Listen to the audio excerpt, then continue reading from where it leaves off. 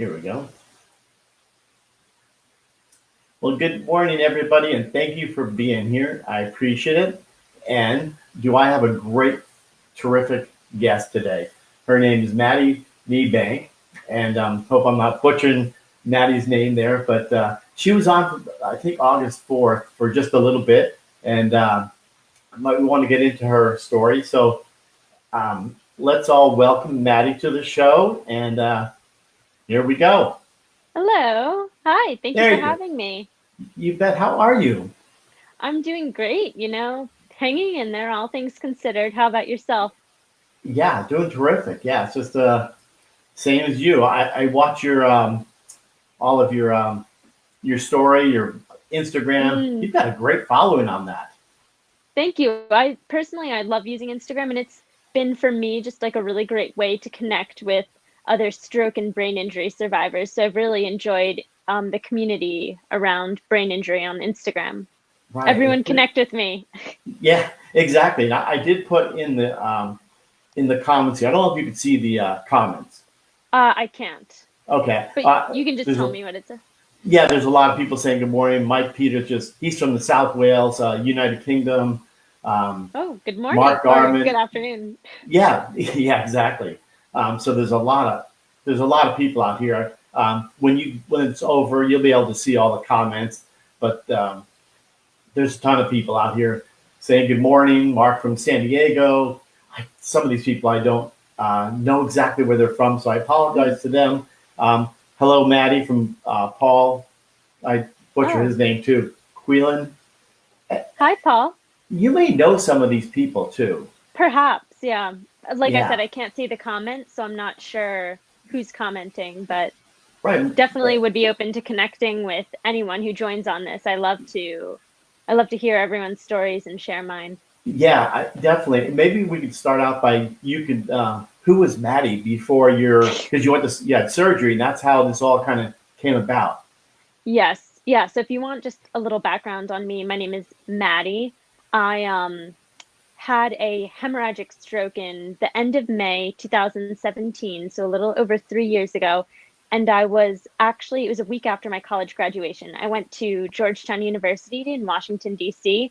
And after I graduated college, I was going in to New York Presbyterian for a brain surgery because I knew that I had an AVM in my right occipital lobe because since I was a young child, I got terrible, debilitating, horrendous migraines. And when I was in high school, I had a migraine that lasted 24 days. And so Wow. my doctor was like, "Oh, you got to like get this checked out. Like, we need to see if there's something else going on."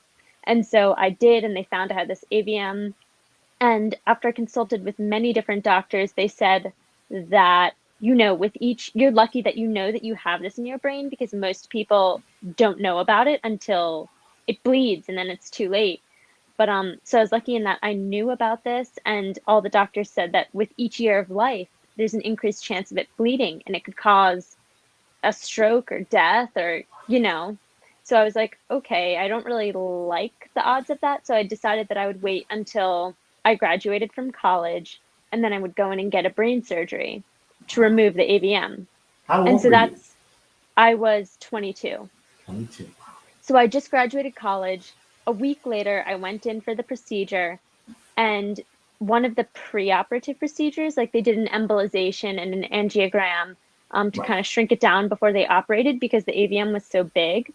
Wow. That ended up causing a blood clot in my brain, which burst. So I was actually had to be rushed into an emergency surgery, and woke up 10 hours later. Thankfully, they were able to remove. He was able to remove the entire AVM, so that's completely gone. Wow. But I woke up completely paralyzed on the left side of my body, so That's had incredible. to a long time of rehab and learning how to walk and use my arm and everything. So come a long way in 3 years and still Yeah. going.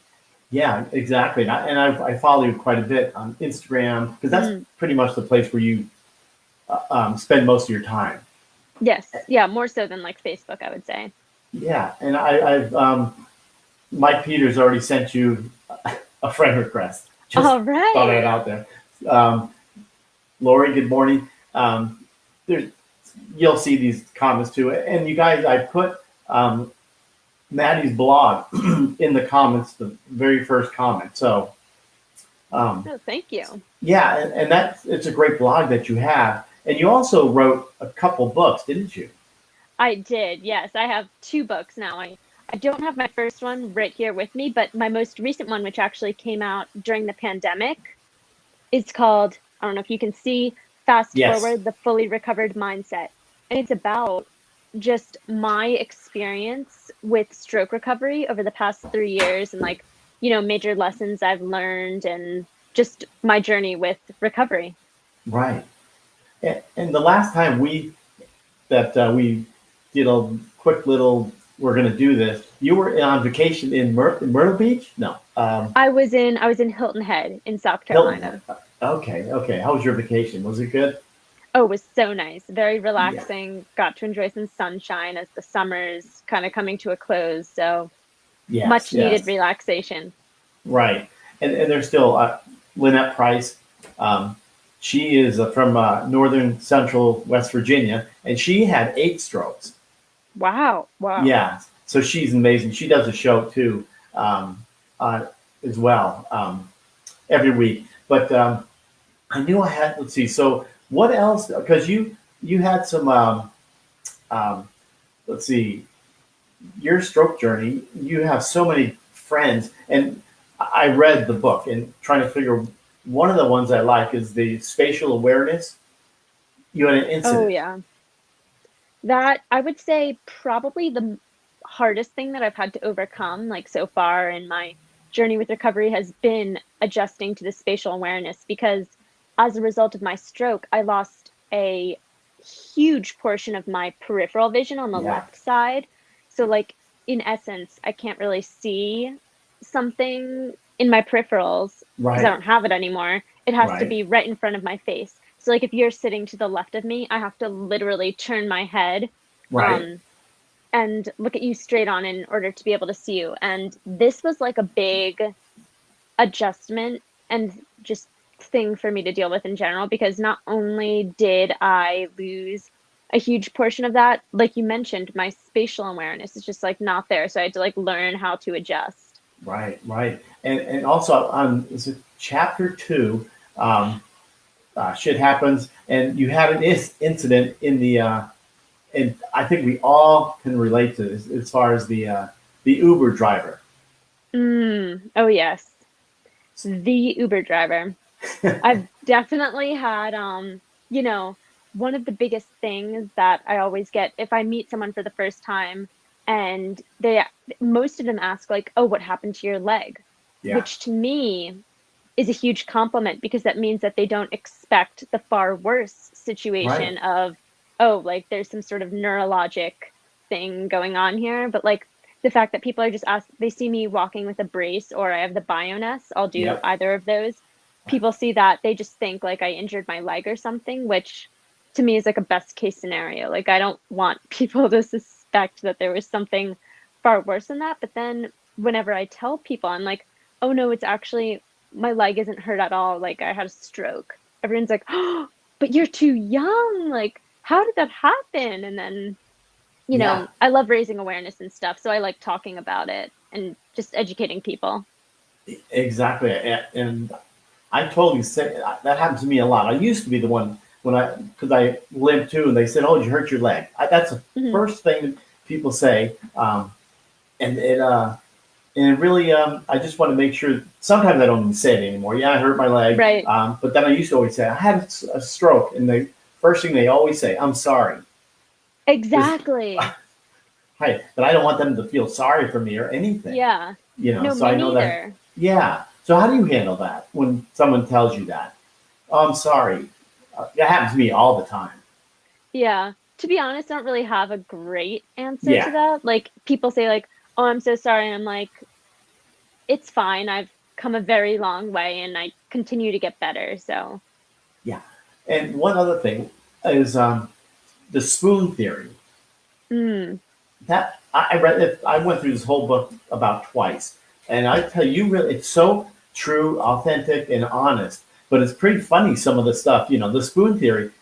I don't know if anybody realizes how good that is, what that means. And I never heard of it until I read that part in your book. Oh, really? Yeah. No, I love the spoon theory. So for anyone who isn't aware, the spoon theory basically likens the energy that you have as like Right? a stroke or brain injury survivor to a set quantity of spoons. So you could say like some days I wake up and I have a ton of energy. I can do like 10 different activities. I can run errands. I can go out to dinner. I can do all this stuff. So I have like, say, 100 spoons. But then some days I wake up and I'm super tired and I really only have Yeah. the energy to, I don't know, go grocery shopping and that's really it. So then I would say like, oh, maybe I only have like 30 spoons that day or something. Yeah. Yeah. It's a great, I like that theory. Me Now, too. yeah. And Lynette Price is saying, I'm blind and deaf on the right side. And yes, you have to relearn a lot. Hmm. And, uh, and Mike says, no, I'm not retarded. Exactly. Yeah, yeah. So I know that I pulled up some pictures from your blog, and the blog is amazing. I mean, how you did all that, it's just terrific. Um, these are your friends. Can you see them on the Um, screen at all? no, I only see you and me. Okay, because there's one picture I just brought up to the two girls that are painting. Don't give up on in that one picture. Do you Oh, remember my that that's my picture? yes, that's my mom and my sister painting some Oh, okay. signs. Yeah. Wow. So during the quarantine, we got these signs because in our if you read the blog post, you know that there are a bunch of these signs in our town that say things like "Don't give up," "You are not alone," Yes. and just like very motivating, inspirational messages for suicide prevention and suicide awareness. But a lot of Right. people in our town have them. We decided to get them as well. And then we painted them to make them like kind of pretty and fun and Yeah. we alternate them and hang them up in our lawn. So, Right, right. And then you also, I mean, you really push yourself harder um, than I've seen a lot of people. Because there's one chapter in there, goals, goals, goals. oh, yes, with my Yeah, physical therapist. yeah. You set that. What are your goals? I mean, because you're going and going. I see you add things all the time, and it's Mm. very inspiring. So yes, there is a chapter in my book where I talk a lot about goal setting and how that's been like a huge part of my recovery. And I had my first outpatient physical therapist basically approached me on the first day and was like, I like to set goals. Do you like to set goals? And I was like, yes, I do. And, you know, I told him about my goals. At the time, it was I want to walk without a cane. I don't want to have assistance when I walk. And he's like, okay, we're going to break this down and we're going to get you there. And I'd set a goal that it was like, I don't know, a month, 2 months after, like I had a doctor's appointment and I wanted to walk in without the cane. And so Right. we were practicing doing all sorts of exercises and activities, and I was able to do it. Yeah, yeah. That really proud of you. And then there's one. I mean, I keep going to the book because I hope everybody can get this book because um, it is really just very inspiring. All the good things, and you one chapter about London calling. Oh, yes. So one of my like big goals that I achieved, I would say after I achieved my initial goals of like, okay, walk without the cane, walk without assistance, like be able to use my hand for like some functional tasks. Then I had goals of being able to live and travel independently because since a stroke, like I've been living at home with my parents. Yeah, And that's all great because I have them to help me like with things that I need assistance with, but ultimately, I do want to have my independence back and be able to do everything completely on my own. And so traveling on my own was a huge goal of mine, still is. right. But it was like last October, I guess, I was going to take my first flight out of the country since I had had the stroke. And I was going to London to visit my best friend and my sister who was studying there for the semester. And that was a huge situation for me because it was the Right. first time that I had flown abroad since my stroke, but also without my parents, because my parents had gone on all the flights with me. And so I knew that this is going to be a major milestone if I was able to do it, flying Yes. without them, and then it would open the door to many more opportunities of like independent travel. And Right. so in my book, I talk a lot about how I trained for not just that, but also like being able to commute to work by myself. So there's like, and like just taking the train on my own. Like there's a lot of different goals for my independence regarding travel that I've been working on lately. Right. So right now you're not traveling, obviously, probably not, because Not of as not as much as I would like. yeah, yeah, and yeah, because I read you had some. I think we all did before our stroke, big aspirations of, conquering the world, and then the stroke happens, and it kind of sets you back. But you're still working, aren't you? Like, you mean like a job? Yes, Yeah, yeah. I am. I started actually working full time a little under 2 years after my stroke. So it was in Wow. April of 2019, and we're in what, August of 2020 now. So I've been working for a little over a year, and I love Wow. it. Do you? Wow. What do Yes, you do? What do you do? I'm a reinsurance underwriter. Oh, wow. Good. Good for Yeah, you. and I find it fascinating. I really like the work. Really. Uh, Hmm. let's see. There was So now it's what is your passion or your purpose that you feel? So good question, and I think I touch on it actually a little bit in the book too. I Yeah. I do feel like I've gained some sort of sense of purpose just from this experience of having a stroke happen to me. Like now I really want to use what I've learned and use my journey to help and empower others who are going through tough times, and not even necessarily just stroke or brain injury survivors, like anyone who feels like they kind of need to jumpstart their life a little bit or need some sort of inspiration or motivation to like keep going no matter what challenge they're facing. But I have definitely felt a pull towards engaging more with the stroke and brain injury community. Right. Oh, yeah. That's pretty amazing. Now, Mike knows Megan. Sorry, Mike. I don't know where you're from because I short-term memory issues. Mike says I have to get ready for an engagement. Nice to meet you, Maddie. There's so many Nice to comments. All right, nice to meet you too, Mike. Yeah, I know. Unfortunately, I can't see the comments, but I'll be able to look at them after, right? Yeah, oh, for sure. And Okay. Paul Cummings is independence is everything. He's saying. It is everything. And I mean, independence is still a goal that I'm currently working towards. Like I mentioned, I did achieve a couple of independent strides. Like I'm now at a point where I don't need assistance, like bathing or cleaning myself. I don't need assistance. Like I said, taking the train, or I've gone on flights by myself. Um, but now it's more so like getting to a point where I can live completely independently and do all my errands and stuff because I am still at home. I mean, we are in a pandemic, so I don't necessarily feel a strong pull to move out right this instant, but Right, right. down the line, it is something that I'm working towards. Yeah. Now, do you take any meds, any seizure medicine, or have you had any? No, None. I actually don't take any. The only medicine I get is Botox injections. Yeah, I saw that you did that. Does it? Did it work for you? Have you done it before? Oh yeah, I've been getting Botox injections in like essentially the entire left side of my body Right, since November of 2017, I think. So like almost 3 years now. And they right. work wonders for me, very miraculous. Yeah, It's great. yeah. I in every 3 months because that's what I do. I haven't done it in about Hmm.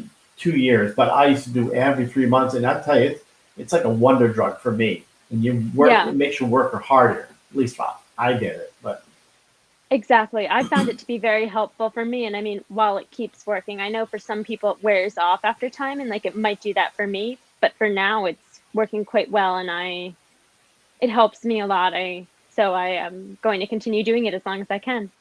so I'm really happy for you. Now, salute Celinda, who lives Hmm. down in Southern California, but right now is in Napa. Her husband had a massive ischemic stroke. March, Hmm. I had the comment up March 31st, 2015, and he travels with him. She's saying, if I can get this out here, and he has traveled with me since January 2016. So she takes him everywhere. Um, Wow. but your independence. for that. I mean, that's pretty awesome that you're doing that. Um, and Yeah, no, also, that's great. yeah, it really is. And Brooke Allen here says, "Hi, Jerry and Maddie. Thank you for sharing your story. Recovery is possible." It is possible, and it's a continuous, lifelong journey, is another Yeah, thing I've realized, which is like at first kind of just hard, I think, to think like I remember in the beginning of my recovery, especially, I was thinking like, oh, like I just want to be better. Like I don't want to have to put in the work. And then I was saying like, okay, like within a couple months, I'll be completely back to normal, so to right, speak, right? And right. then a couple months passed, a couple years passed, and I'm like still working on it. Yeah, yeah, exactly. But it is a lifelong journey. And you, did you ever feel like why me? And I'm so isolated. Because I know I think we all go through that. Like, Definitely. my life is ruined. No, definitely. And I think in the beginning, like it's very important, I think, to go through all those stages, like the grieving stage, like why did this happen to me? And, you go through the depression and frustration and anger. But then ultimately, at least for me, I came to a point of like acceptance, like, okay, this happened to me. Yes, this sucks. This is Right, terrible. But at the same time, I can't do anything to change what happened to me. What I do have control over is how I respond to it and how I decide to move forward. right, right. Exactly. Um, so, what is it? A Paul comments 1% better every day. Exactly. Yes. And all we can do is put in the effort and keep working on it and trying. And, it's more about, like you mentioned, Jerry, it's more about this journey and the process of it than, so to speak, the outcome or, 100% recovery. Yeah, completely agree. I also, I'm coming up on 10 years post stroke, and I'm still Hmm. seeing improvements. Every day it's a slow, journey, but you have to be positive, right? I mean, because you're totally Right. positive and you're inspiring. So, I mean, what else can you tell us that really um, I have gotten? Oh, go ahead.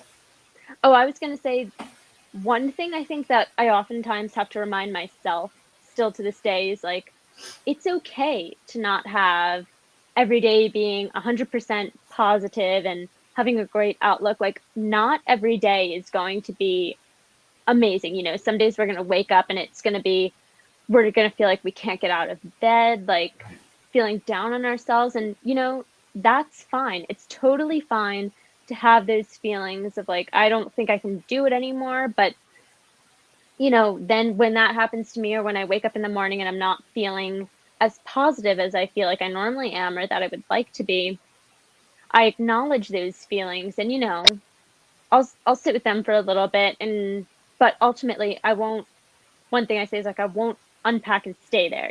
Like I'm Yeah, not gonna dwell on these negative thoughts and I want to be positive and working towards a better future for myself.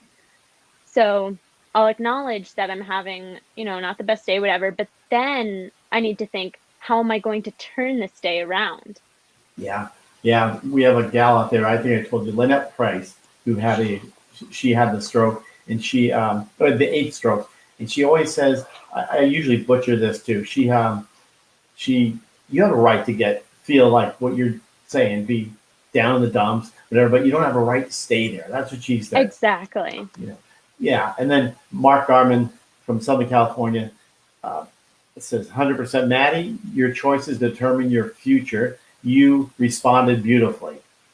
Thank you, Mark.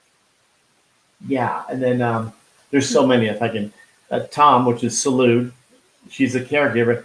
Tom is her husband. Tom has flown with me to um, I think it's Oklahoma. Sorry, salute. 3 times New Orleans, New York, Virginia, Oh, Maryland, wow. Houston, Dallas, Ohio, Nashville, Tennessee, Hawaii, Salt Lake.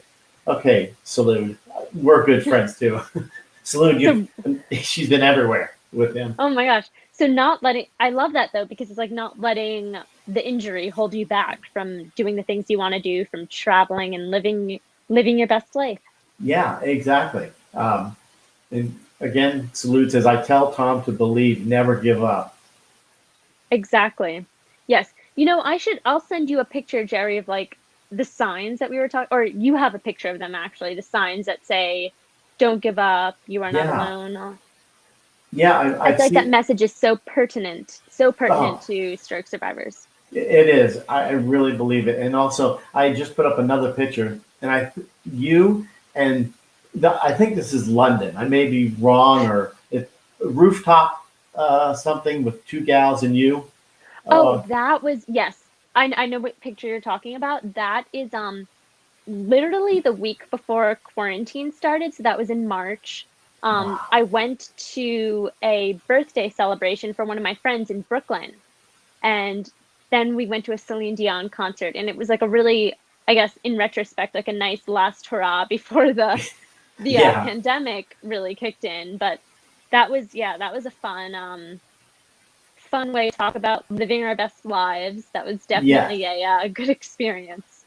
And then Paul says, Maddie, you are so inspiration. Thank you, Paul. That really means a lot. All I want to do, honestly, like we've been saying, Jerry, I just want to help other people and share my Yeah, story that hopefully it can benefit someone and, you know, exactly. be good. That's true. And I see all the we do these interviews all the time, and like Hmm. Paul, he has his own show too, and you'd have to check it out. On well, he's got one on Monday, and he does morning coffee with Paul at 9 a.m. East Coast time on Facebook. Ah. Yeah, he, he talked about he's very inspirational, but he just said the stroke didn't get the memo.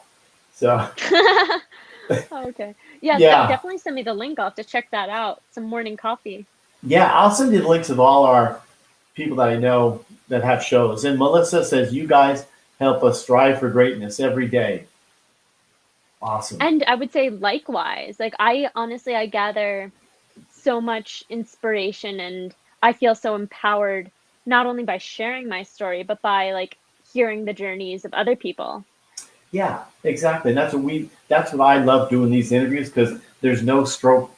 I always say it, people probably get sick of me saying, but every stroke has its own fingerprint, Right. right? Yeah, because they're all different. Everyone is so different. And Sloot says, don't wish for easy, just know it's possible. Exactly. And most likely it's not going to be easy, right? So, Yeah, exactly. Um, I completely understand because I think we all have, as you said a little bit ago, we've all had our days, or because with me, things are really going good. I keep pushing every single day, and right before the pandemic, I fell. I was getting all not cocky that I could walk better and better, and I slipped, fell, and broke my hip. I mean, and I oh thought, no. crap, yeah. So, but then the pandemic started just 2 weeks after that. So they kind of kicked me out of inpatient therapy, and I couldn't walk then. But now I'm walking kind of like a penguin still. But But you're walking like that's amazing. And I feel like that's like kind of what we have to focus on, right? Is like yes, finding the positives. Even I mean, you could focus on the negative things that happen to you like I broke my hip. I can't walk or right, I'm in a wheelchair, I use a cane, like whatever it may be. But isn't it a much better use of your time to focus on the positive things or yes, finding little things to appreciate in each moment of every day? yes, That's what I exactly. think. Yeah, no. And then Lynette Price just said, I have been on my, let's see, I have been my own caregiver most of 17 years, but the last 10 years on my own to not only care for me, but my house and land. Oh, So, wow. That's so impressive that you're able to do all of it on your own. That's a huge, huge undertaking and a huge accomplishment. yeah, exactly. And Mike says, he says, I thought I was a burden, so contemplated suicide. Well, Mike, you're doing great. And then I'm just going to bring some of the comments and Mm, read them. Melissa, we all have a different fingerprint, and listening to each story, we find commonality that helps each other, which it does. exactly. We're all united by this shared journey, you know? Yeah, exactly. So just like salute, celebrate the small wins. Definitely. And how's your, because you're walking, you're using a Bioness L200, or is it a, The is, three oh, hundred. yeah, yeah. So you use that all the time because, the good thing about that Bioness unit is you can wear sandals. Exactly. No, that's the best part about it. And another thing that I talked about in my book actually is last year I was maid of honor in one of my friends' weddings, and I had a goal that I was going to wear heels with my like whatever bridesmaid's dress and to wear it to the wedding. And so this is when the Bioness came in handy. I had Yes. just gotten a Bioness unit maybe like a couple months ago, and when you wear the Bioness, I don't know if anyone who's watching this has one, you can wear essentially whatever shoes you want. Whereas, like with my AFO, it's not like I can wear a pair of heels, right? Because it won't Right? fit. But with the Bioness, you can. And so I was like, I'm just going to practice maybe a little bit every couple of days wearing a tiny pair of heels and the Bioness so that I'm able to do it for the wedding and walk down the aisle in heels. And I was. Yeah. And it wasn't like a massive pair of heels. It was like a very short pair of heels, but like I still You achieved wore my them. goal. I still wore them. Yeah. And I understand because I had Bioness, but I had the old one with the The little clip. foot Yes. sensor. Yeah. And the thing in the hand I have to hold. Oh, okay. So I had the old one. But I, prior to that, like with you, I couldn't wear, not heels, but my dress Yeah, shoes with the heels. right. So I really bummed out because I had some nice shoes, but with it, I can wear it, which is kind of crazy. Um, but I found that in your book too, is as far as that chapter about that was a big goal of you because Hmm. you're going to be a maid of honor with your friend, your best friend. Yeah. No, honestly, like if anyone here was considering trying the Bioness, I say definitely go for it because I found it to be super helpful. And I know like it's not helpful for everyone who tries it, but I do definitely think if you're looking to be able to wear more types of shoes, like it's definitely a good thing to look into. It's helped me so much. And I honestly I prefer it to the AFO. I hate my brace. I same with me because that AFO for me gives me a little it gives you a rash on the one side. At least for me, it did. Yeah. So, but the Bioness, I same thing. I love that unit. And Mike Peters wants to know, do you have any family? Because you just shared about your sister and your mom there, but they were Oh, really yes. inspired. What do they call it? They were really um, with you. They were with you during your stroke and were supportive. Yes, so I am very fortunate in that I do have a family and they're an amazing support system for me. And I also have lots of great friends and extended family who live not too far away. So I'm definitely very lucky in that, especially like in the early days when I was in inpatient and going to rehab more. I have my family here to support me, which is great. Yeah, that's important. I know that I can't think of how many hundreds and hundreds and hundreds of stroke survivors I've met and caregivers that they say they had the stroke and right away they leave. I don't know if you've heard those Right. stories. Oh, I have. I know quite a few people who that's happened where like a spouse or loved ones or even just like friends have, not Yeah, stayed around when something like this happens, which is a shame. And actually, it's funny you bring that up because that is also something I talk about in my book yeah, kind of a lot, this sense of one having a support network, but then also like how for me at least like there were people who definitely like left when they yeah, found out what happened, as in like friends that I thought were good friends, but then didn't stick around when tragedy happened to me.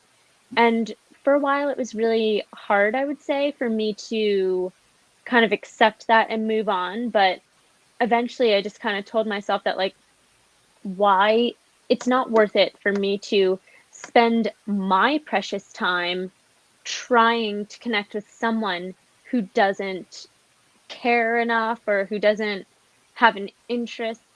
Um, and so then why I should just focus my time and energy on all the amazing people who are in my life, who do care about me and who do want to be a part of my life. And my journey. So Yeah, exactly. And Serena's here. Hello. She's from hi, Nova Scotia, Serena. from Canada. So yeah, there. But yeah, you've got a good support network. So hopefully that answers your Hmm. question, Mike. And then Leslie Hadley, she also says, "Yay heels." Yes. So, but so what else is? Because I'm trying to think. You've got your book really covers up a lot, and then you have it's only one step, but it's a big one. That chapter Oh, 21. yes. That one was about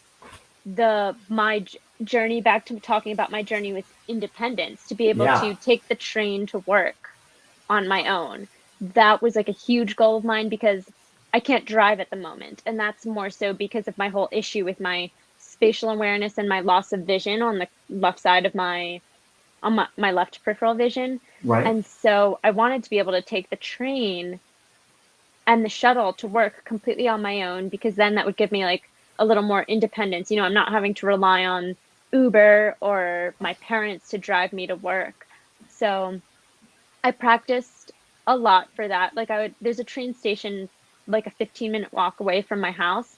So in the beginning, I was walking with my dad in the mornings. I would walk to the train station, and then when the train arrived, he would help me with my backpack and everything as I like stepped up onto the train.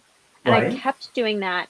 And eventually, I was able to do it completely on my own. And then once the train got into the station, there was a shuttle that would pick us up from the train station and take us to our building for work. And so I got to a point where I was able to do that, and that was awesome because it gave me just more independence.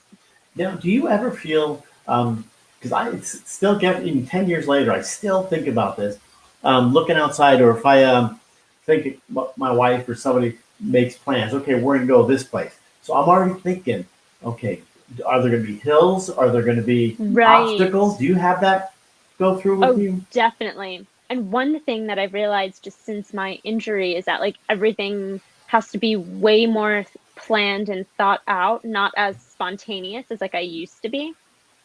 So those are all things that I consider and things that I think about when I'm going somewhere new. Like, how am I going to get there? What's the terrain going to be like? Like, will I wear my will I wear my brace or my bioness? And, Right. will there be lots of walking? Will it be uneven and rocky, or is it flat? How will I Exactly. get back? Right. I mean, I could feel, and I know this is probably every stroke survivor. Like like you just said, if I look at the pavements, or like in New Orleans, the pavement, how it's really bad. I think, okay, I have to worry about all that, because I could feel, even in my house, Exactly. you could feel every little um, uneven part of the house, and I'm sure everybody feels like that. No, exactly. And that's also been, I would say, like a huge adjustment that I've Yeah, had in the past couple of years, is like remembering that I'm not the same person that I used to be, and that like now I need to think about these things. Like I need to think about what type of terrain it is. I need to think about how I'm going to get there, how I'm going to get back. Just I try and go through the whole process in my mind before I do it, and like visualize like, oh, I'm taking a flight by myself to Atlanta or to London, wherever. Like what's that going to look like? Will I need assistance? Like, do I need to have someone help me? Will I be able to manage my luggage on my own? All these things. Will I check a bag? Will I bring it as a carry-on? yeah, it's so true. I mean, just like Leslie says, every day thinking about logistics.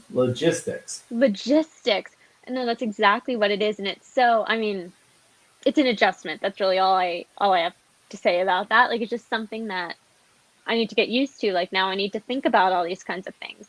I actually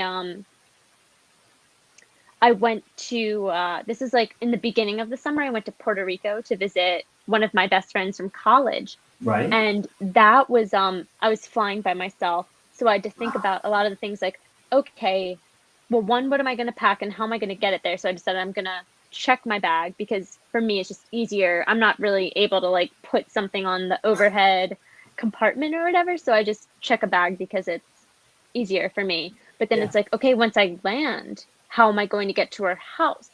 Like, is she going to be able to pick me up? Will I have to take a cab, or like, what's that going to look like? How is it going to be walking in the airport? Will I need to have someone help me, or, all these things I have to think about now. Yeah, it's actually amazing because that's what everybody's saying. Wow, that was a workout, or just let's see, Right? yeah, swimming. Because I saw you in the pool. You were doing some therapy in the pool. I can't remember where I saw it. It was, probably on Instagram.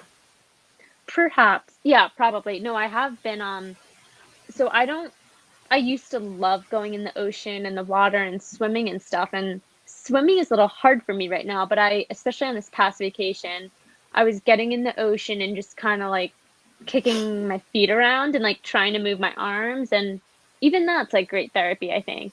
Yeah, exactly. Um, Paul says, "Do you use any APE to help you with logistics?"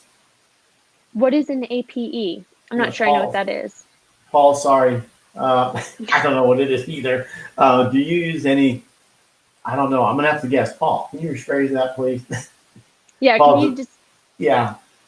Um, uh, just trying to. And yes, takes a lot of pre-planning to do just the simplest the tasks. simple things, or like I think about like a simple task, like going to the grocery store. Like, I need to Yeah. make dinner tonight. Like, I have to make lists now for everything. Like, I'll write down, okay, what am I going to cook for dinner, and then what do I need to get at the grocery store when I'm there? Whereas like before, I probably would just like go and Yeah. Just wing it and pick yeah. things up. Now I need to really have everything laid out, which is fine. It's just different. Right. Okay. I 100% agree. Now, okay. Sorry, Paul. He said, do you use any app to help you with all that, with logistics? Oh, an app. Yes. So I love Google Keep. I use Google Keep, and I use that to keep like my daily journal of like things I did for the day, but then I also use it for checklists, especially like if I'm traveling or I'm going to a grocery, like when I travel, I always make a list. Like, okay, these are the things I'm gonna need. I need 5 outfits, I need 2 pairs of pajamas, I need my toiletries, the Bioness, I need the charger, I need my phone charger. Like I literally write out every single thing that I need. I need a Yes. book to read. I need bathing suits. And then when I'm packing, I check them. What I love about the Google Keep app is that it's like you can make it a checklist. So then I can check things off once I have them packed or laid out, or I've gotten them at the grocery store. Um, but I find the Google Keep app to be extremely helpful, and just a great way to make checklists, and also just like to use as my journal, because it doesn't have the Google Keep, you can have like notes. It doesn't have to be a checklist, but I love the checklist functionality Oh, of it. well, thank you for sharing that one. And Paul Cummings, great guy. He says aphasia, apps, not ape. Yes. Yeah, no, Paul, I definitely recommend looking into the Google Keep. I know some people also like Microsoft OneNote. I personally prefer the Google Keep because of the checklist option, but Right. whatever works for you, it's worth trying out different ones. Yeah. Oh, exactly. I'm going to look into that because that sounds like it. Because I just use notes Yeah. in my No, iPhone. try Google Keep.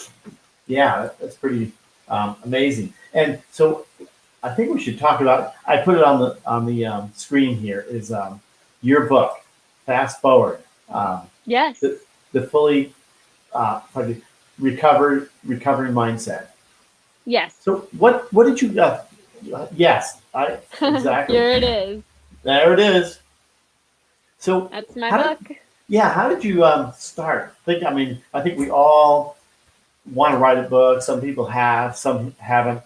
Um, this is a great book. How did you think about doing this? Like right away?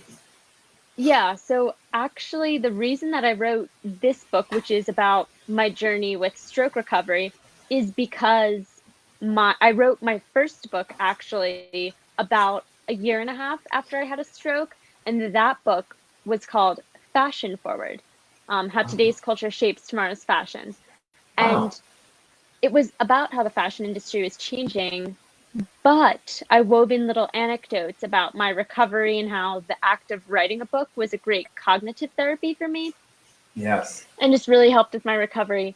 And people who read my first book said that they were super interested in those parts of the book, like how I'm dealing with my recovery and my whole mindset and everything. And so that was how I got the motivation to write this, Yes. which That's came great. out in April.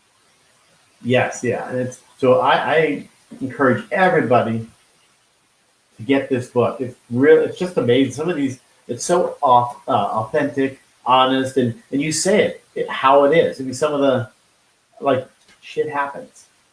Yeah, no, I hope it's available on Amazon. So if anyone's looking to read it, and one thing that I think that I put in my book, which is really good, is in the end, I have this little chapter on like different strategies and exercises that Yes. I've done that have helped me and my recovery. And I put those in my book because I wanted any other stroke survivors who were kind of looking to kickstart their recovery or to try something new could go to these exercises and try them, and maybe it could help. Right. Yeah, I saw that in the back there. And I don't know if that's it, but no better time than the present. Exactly. Yeah, and then we are turning lemons to lemonade. What's that mean? You have here, It mean it means taking the hand you've been dealt and right? turning it into something good, like delicious lemonade. Yeah, Turning it in, turning your obstacle into an opportunity. And that's one exactly. of my favorite sayings, which you'll see all over my blog and in my book. Yeah, Obstacles are opportunities. I A love friend told that. me that one time, and it's just like stuck with me. And now it's like, it's my mantra. I say obstacles are opportunities.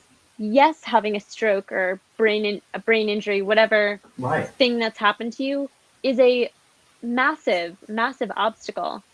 But we have the unique chance and opportunity to turn it into something positive, something good for our life and the lives of others. So, right. I love it. And Paul Cummings just said ordered. He just ordered your book.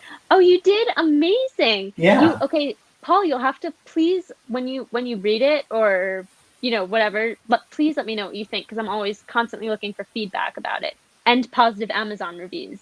yes. You make sure you. Thank you for yours, Jerry. Oh, yeah.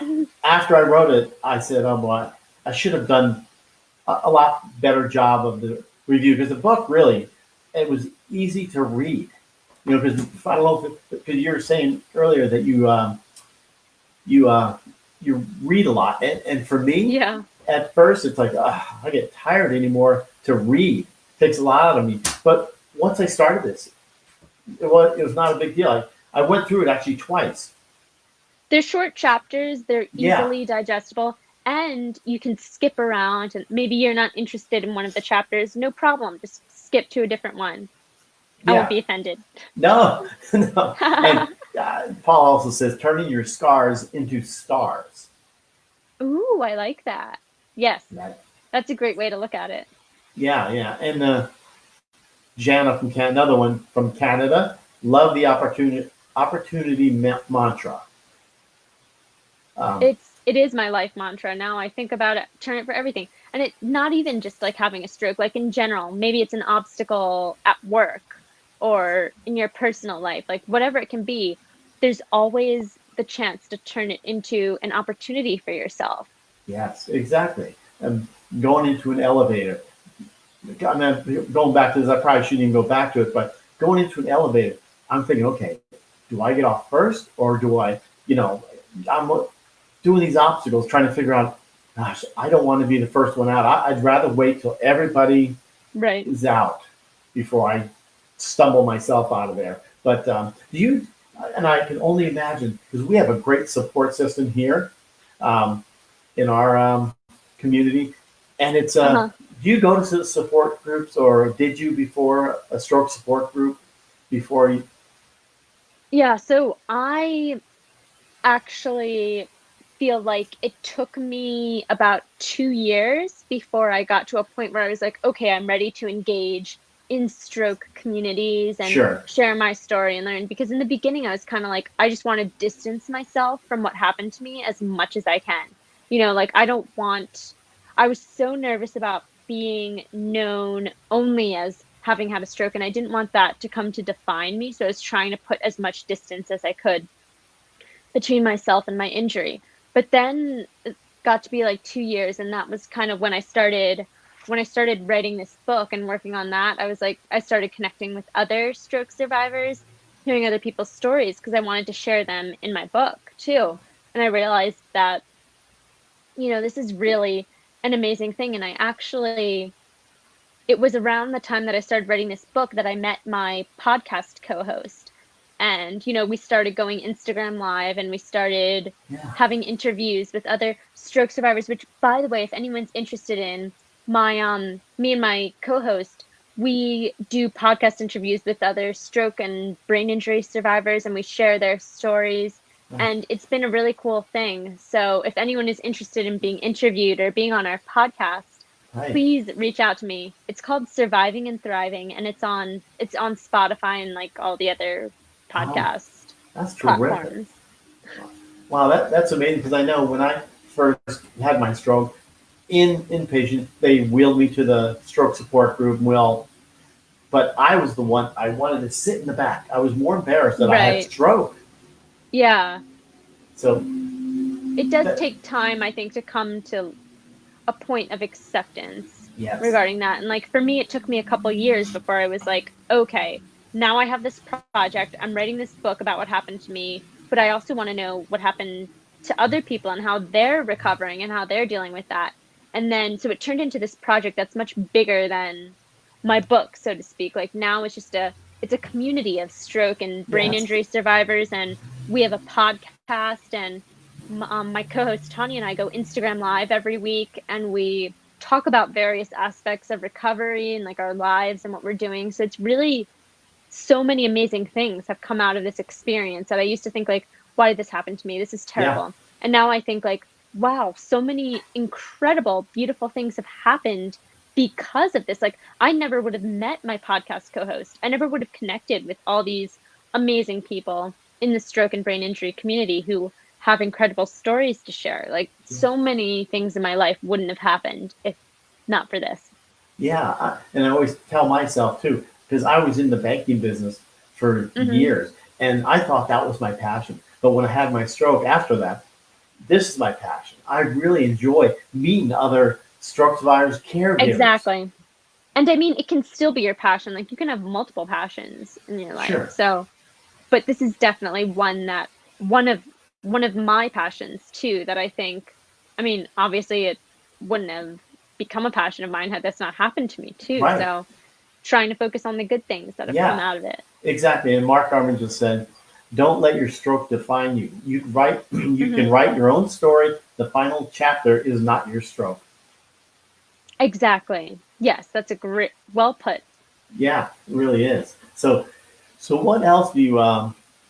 Since we're down to the, I can't believe it's just how long we've been going. I What can you? I don't want to say inspire, but you're so inspiring. Your journey is just so uplifting. What can you tell some of the other stroke survivors that feel like they're not worthy? They're not, you um know, Yeah, I think for me, the main thing that I tell myself and that I tell other people is to appreciate the moment. And like, I know me and a lot of other stroke survivors too have realized that when you have something traumatic like this happen to you, like, it really makes you appreciate the time that you do have, and just gives you perspective to look on your life differently. And so right? I think, not taking your moments for granted, and also just like appreciating, even if it's something small, just like taking the time to appreciate the little things in your life. I'm having an amazing conversation on a Yes, cool Facebook Live right now. Like that is something to be thankful for and to appreciate about my life. Like I'm connecting with all these amazing survivors. That's really cool. And yeah, you know, I just try and focus on what are the good things going on in my life, and even if it's something small, it still just yes, gives me perspective. And then I think about how far I've come too. And so for me, like, I periodically will take photos and videos of myself so that when Yeah. I do find myself getting down and in a not so good mental space, then I think that I'm plateauing and I'm not making any progress. I can look back on videos and pictures of myself from a couple months Ah, ago, from a couple years ago, and I'll see like, okay, no, Maddie, look how far you actually have come. You used to not be able to even sit up in a wheelchair. Then you walked with a cane, and now you're basically living your life yes. without assistance. So, Yeah. it really helps to have documentation to look back on when you're in a bad mental space, I think. Right. Yeah. Great. I appreciate that. Mike says, lovely interview. Thanks, Maddie and Jerry. He's from the United Kingdom, Thank you, South Mike. Wales. Yeah.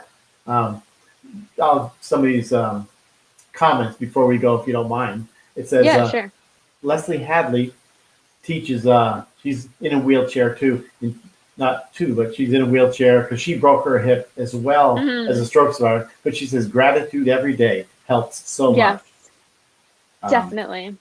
So yeah, there's a lot of people out here, and but you'll be able to see the Okay.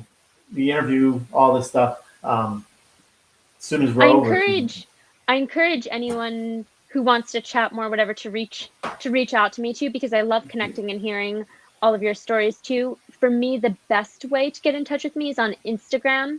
So if any of you are also on Instagram, that would be, I think, the best way to connect with me because I'm not always checking Facebook. And I think you can put what my Instagram, you can send everyone it, Jerry. Yeah, in fact, um, the very first comment in this show here is um, your Instagram profile. Oh, great. Yeah. So it's But yeah, Maddie Stroke of Luck. yeah, Maddie's stroke of luck. It was Hmm. one word. So that So is, yeah, yeah, that's the best way to get in touch with me.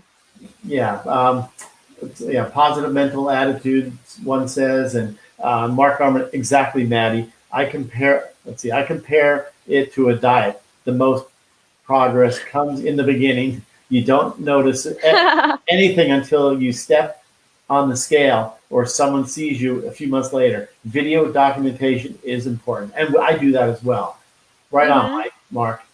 But yeah, so I really appreciate you being here, Maddie. And Thank again, you. this book, everybody, please get it. I know Yes, some of you already said they ordered it, so Amazon. yeah, it's easy to get, easy to pull it up. You can actually Hmm. type in Amazon Maddie's name, it'll come right up. So Perfect. yeah, And so I if anyone gets it, let me know what you think. yeah yeah write the review, and Mm. it's just fast forward the fully recovered mindset. Yes. So please, and I've seen all your you've had a lot of interviews with the papers and stuff. So great job on all this stuff that you're doing, and it helps other stroke survivors out. Your positivity, you just everything that you're doing. I mean, I get Thank so you so inspired much, by you. Jerry. Yeah. So if you just hang out for 1 second, but you guys, thank you all for being here. We appreciate Thank it, you. and Please reach out to me too. I'd love to hear from everyone. yeah, please do that. Remember Instagram. You can find Instagram. it easily. So Yes, I'm around. So look forward to that hearing from you all. yeah, you guys have a wonderful day, and